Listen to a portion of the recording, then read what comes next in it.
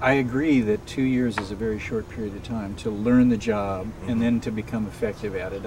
I'm not against people serving more than one term, but under the current system, everybody becomes beholden to some big daddy,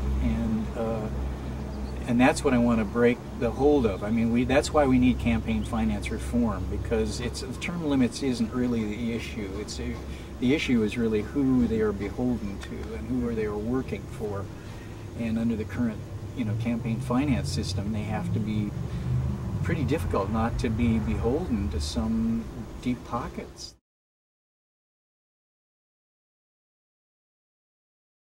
I think people get a good education in the colleges, but the problem with the colleges is they're not for the common people anymore. They're only for the rich. You can only afford to go to college if you can pay a huge tuition or if you can stand a huge student loan when you leave, because the price has gone up so much. We need to do something. We need debt forgiveness, or at least partial debt forgiveness, for some of these exorbitant student loans that people have. These crippling, really, student loans. And we need to lower tuition and go back to the way it was. When I graduated from UCLA Law School in 1970, after 3 years of law school and 4 years of undergraduate education, the highest tuition I ever paid in those 7 years was my last year of law school. 69 to 70, the tuition was $312 at UCLA Law School. As I understand it now, it's almost $30,000 a year at UCLA Law School.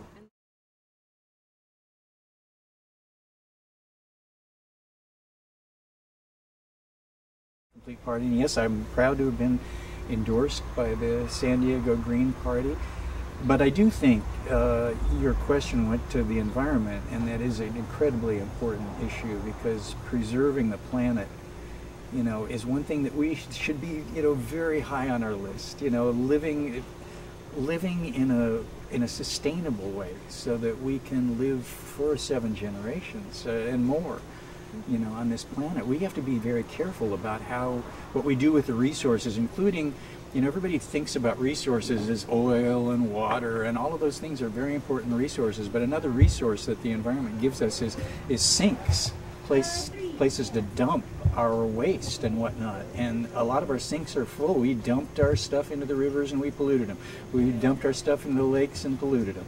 And we're dumping our stuff into the ocean. We're dumping our stuff into the air, which is a sink for our CO2.